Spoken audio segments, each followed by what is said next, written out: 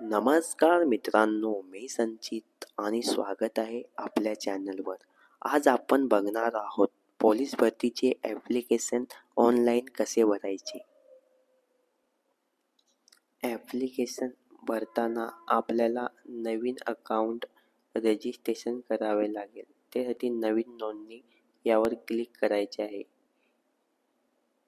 Click केल्यानंतर आधार card number enter करायचा आहे. एंटर केल्यानंतर जनरेट OTPवर क्लिक करायचे आहे. आधार कार्डला नंबर लिंक असलेल्या मोबाईल नंबरवर OTP येऊन जाईल. तो OTP इथे एंटर करायचा आहे. OTP एंटर केल्यानंतर आपल्याला OTP व्हेरीफाय करायचा आहे. व्हेरीफायवर क्लिक करायचे आहे. Verify successfully. नंतर आपले जे आधार कार्डवर नाव, जन्मतारीख, जनरेट आणि स्टेट जे असेल ते येऊन जाईल. नंतर आपल्याला ईमेल ID इथे प्रॉपर फिलअप करायचा आहे. कुठलीही चूक करू नका ईमेल ID टाकताना. टाइम लागला तर चालेल मित्रांनो, पण प्रॉपर फिलअप करा. त्यानंतर आपल्याला पासवर्ड क्रिएट करायचा आहे.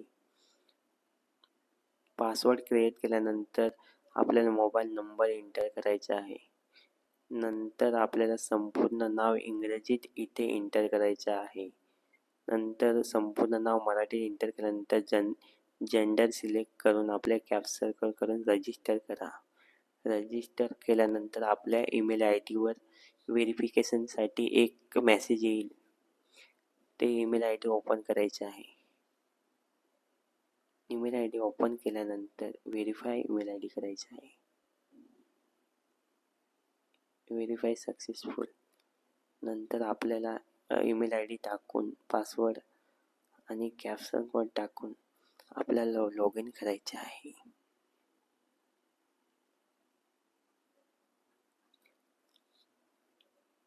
अर्ज आणि छायाचित्र.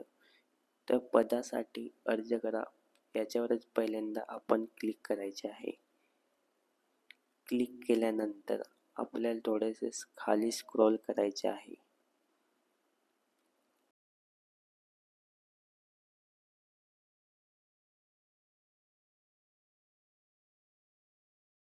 खाली स्क्रोल केल्यानंतर स्वतःचे नाव इंग्रजीत टाकायचे. फक्त स्वतःचे नावच एंटर करायचे आहे. एंटर केल्यानंतर वडिलांचे नाव व पतीचे नाव. जर तुमचे लग्न झाले असेल तर तुम्ही पतीचे नाव टाकू शकता. आणि तर मी माझ्या वडिलांचे नाव टाकतो. इथे आपल्याला आडनाव इंग्रजीत टाकायचे आहे. त्यानंतर आईचे नाव इंग्रजी एंटर करायचे आहे.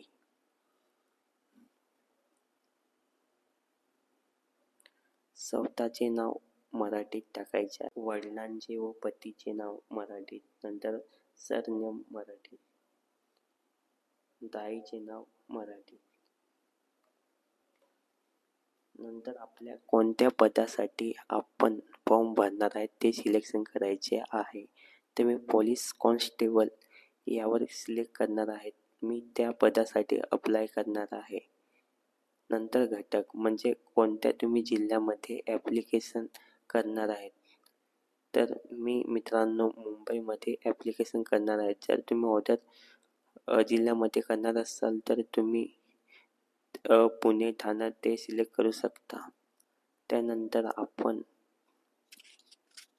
त्यानंतर तुम्ही नक्षलग्रस्त सवलत पात्र आहात का, तर नाही. माझ्यावर याच्यातला तुम्हाला होय का नाही हे सिलेक्ट करायचे. तुम्ही माजी सैनिक असाल तर हो करा, नसेल तर नाही करा. भूकंपग्रस्त आहात का, तर असाल तर हो करा, नसाल तर नाही करा. तुम्ही गृहरक्षक म्हणजे होमगार्ड आहात का, असाल तर हो करा, नसाल तर नाही करा. आपण अनाथ आहात का, तुम्ही असाल तर हो करा, नसाल तर नाही करा. इथे मी सर्व नाही केलं, कारण की मी एक पण आहे. इथे मी जात सिलेक्ट करणार आहे. जर तुम्ही ओबीसी असाल तर ओबीसी सिलेक्ट करा. माझी एस टी कास्ट असेल तर मी एस टी इथे सिलेक्ट केलं आहे. जर तुम्ही खेळाडू राज्यस्तरीचे प्रमाणपत्र असेल तर तुम्ही होय करा, नसाल तर नाही करा. तर माझ्याकडे कोणतेही प्रमाणपत्र नाही. तर महत्त्वाची आहे, प्रकल्पग्रस्त आहात का? तर मी नाही. जर तुमच्याकडे प्रमाणपत्र असेल तर तुम्ही हो करू शकता. नंतर जात प्रमाणपत्राची माहिती. इथे जावा क्रमांक, इथे आपल्याला आपला जातीचा सर्टिफिकेट नंबर टाकायचा आहे. त्यानंतर आपल्याला जातीय दाखला कधी इश्यू झालेला आहे ती डेट टाकायची आहे. त्यानंतर शिक्षण 12वी, नंतर उत्तीर्ण प्रमाणपत्र क्रमांक. मित्रांनो, तुम्हाला मी एक सॅम्पल म्हणून डेमो माझे प्रमाणपत्र दाखवतो. आपल्या उजव्या बाजूला प्रमाणपत्र अनुक्रमांक सर नंबर सर्टिफिकेट हा नंबर आपल्याला टाकायचा आहे. मित्रांनो, लक्षपूर्वक बघा. इथे भरपूर मुले चुकी करतात. नंतर आपली जन्मतारीख इथे एंटर करायची आहे. जन्मतारीख एंटर केल्यानंतर पुढे वर क्लिक करून आपल्याला नेक्स्टसाठी प्रोसेस करायची आहे. त्यानंतर आपल्याला इथे संपूर्ण पत्ता व्यवस्थित टाकायचा आहे. कुठलीही चूक करू नका मित्रांनो. टाइम लागला तर चालेल, पण प्रॉपर फिलअप करा. राज्य सिलेक्ट करून नंतर आपण जिल्हा सिलेक्ट करा. नंतर तालुका, नंतर आपले गाव, नंतर मुक्काम म्हणजे मुक्काम पोस्ट, आपला पोस्ट इथे एंटर करायचा आहे. त्यानंतर पिन कोड टाकायचा आहे.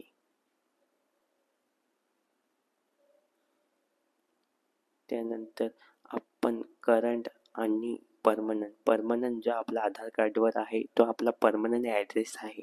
आणि करंट जर तुम्ही दुसऱ्या सिटीमध्ये राहत असेल तर तो इथे आपल्याला ॲड्रेस एंटर करायचा. मी कुठल्याही सिटीमध्ये नाही नसल्यामुळे मी तिथे सेम केलेलं आहे.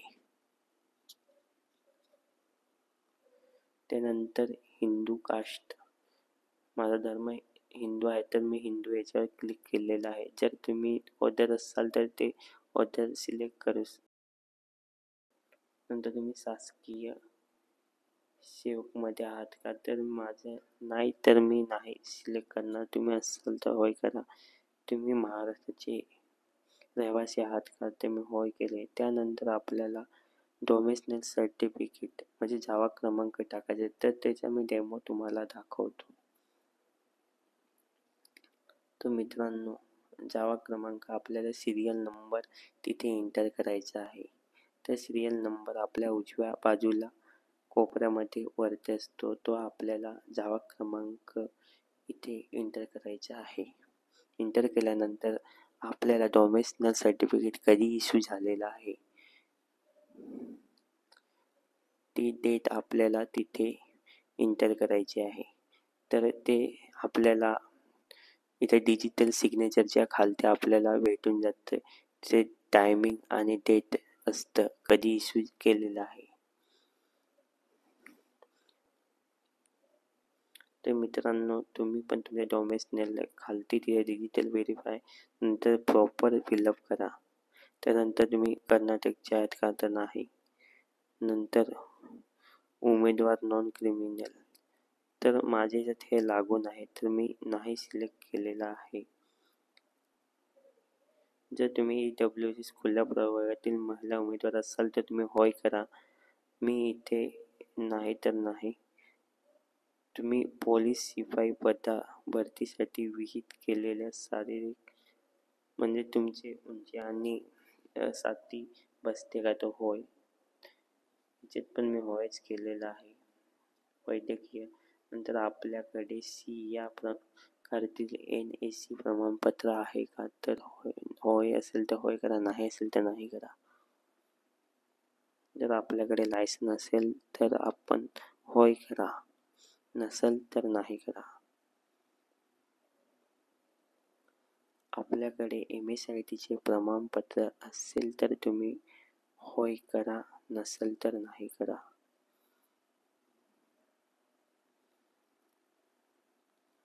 आपण आत्महत्येग्रस्त शेतीचे आई किंवा वडील पालक आहात का? तर नाही.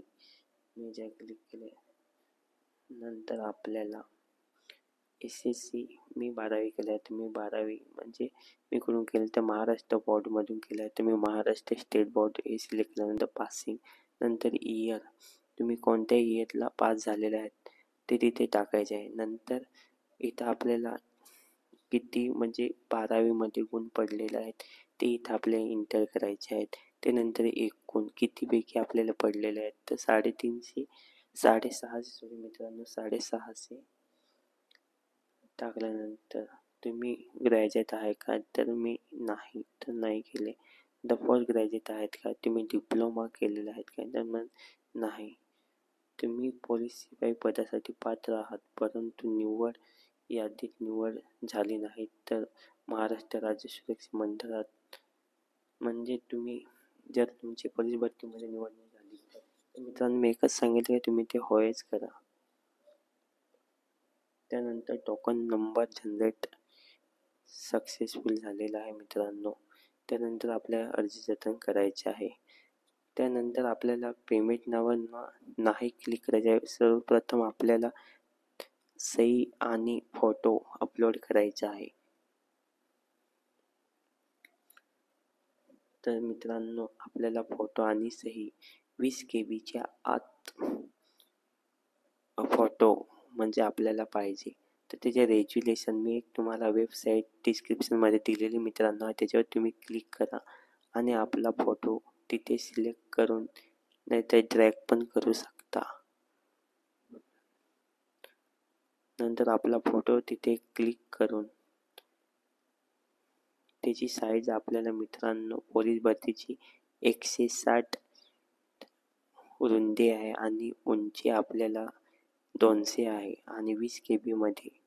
नंतर तिथे जनरेट केल्यानंतर तर मित्रांनो हा आपला सक्सेसफुल होतो.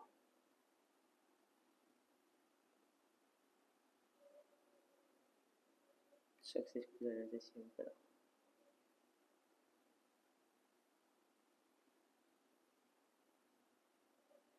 तर 256 साईज आपल्या सिग्नेचरची आहे. तर ह्या माझ्यासाठी एक डेमो व्हिडिओ बनवणार आहे मित्रांनो.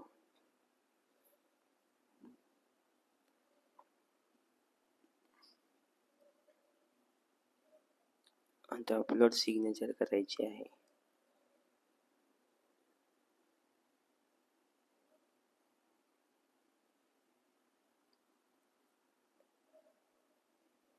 अपलोड केल्यानंतर आपल्याला पेमेंट नावावर क्लिक करायचे आहे आणि पेमेंट करायचे आहे.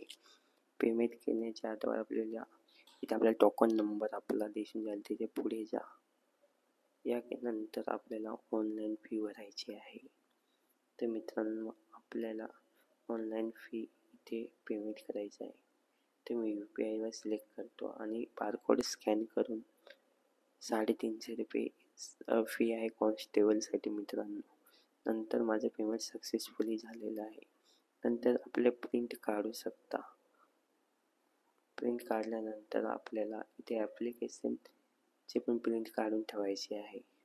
जर तुम्हाला ॲप्लिकेशनमध्ये काही चुकीचे वाटत असेल तर आपण ॲप्लिकेशन रिजेक्ट पण करू म्हणजे कॅन्सल बी करू शकता आणि आपली फी रिफंड येऊन जाईल.